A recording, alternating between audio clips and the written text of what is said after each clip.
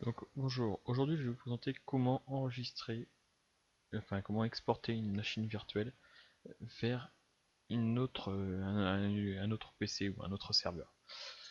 Donc certains pensent qu'il suffit de déplacer les fichiers de la machine virtuelle pour que ça marche, et en fait ça marche pas du tout. Donc il suffit de faire fichier, exporter une application virtuelle. Donc c'est là où il y a un petit piège, c'est que ce n'est pas une application, c'est une machine virtuelle qu'il faut comprendre. Donc on fait exporter. Ici on arrive sur nos machines virtuelles, on sélectionne la machine en question, donc la Ubuntu 14 par exemple, on fait suivant, donc là on va faire continuer.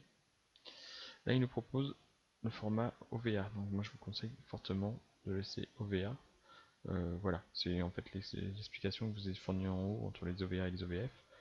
On laisse OVF 1.0, je fais suivant.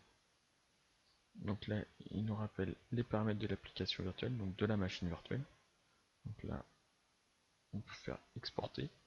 Donc ensuite, une fois qu'on a fait exporter, c'est la partie la plus longue, donc il nous suffit d'attendre un petit peu. Et donc ça, après, la machine va être complètement exportée au format OVA, donc qui combine les deux fichiers.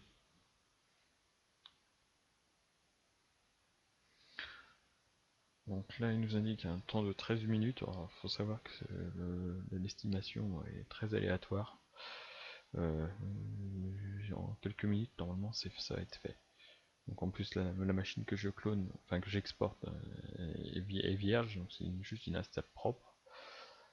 Donc il faut compter 5 à 10 minutes grand maximum.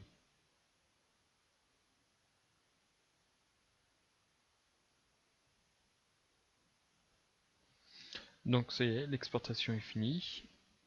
Donc maintenant je vais vous montrer le fichier en question. Voilà, votre fichier a bien été créé au format OVFA. Vous voyez, il fait 700 mégas. Donc maintenant, si jamais vous voulez réimporter, là par exemple je vais supprimer cette machine là. Voilà, donc là je vais faire un fichier importer une application virtuelle. Il nous demande un OVF. Alors, document, je fais ouvrir, on fait suivant. Donc là il nous précise la machine avec toutes ses caractéristiques.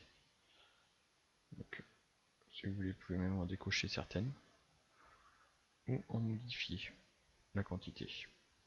On peut regarder là, on va passer à 3 Go, voilà, et on fait importer.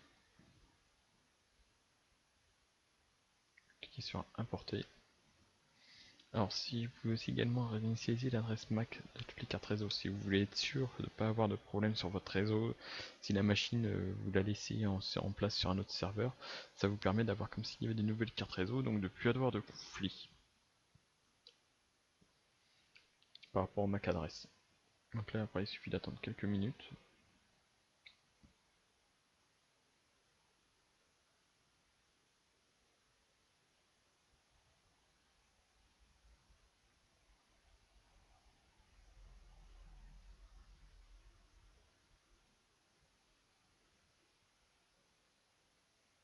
Donc là généralement l'importation est plus rapide que l'exportation.